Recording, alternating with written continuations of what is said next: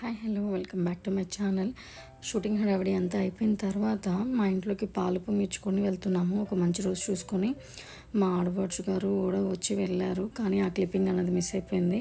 So ఇప్పుడైతే పూజ హడావిడి అంతా కూడా స్టార్ట్ అయిపోయిందనమాట. ఆ రోజే మా మరిది గారు వాళ్ళ ఇంట్లో కూడా గృహప్రవేశం ఉండేసరికి సో కొంచెం హడావిడి అయిపోయింది ఇద్దరికి కూడా.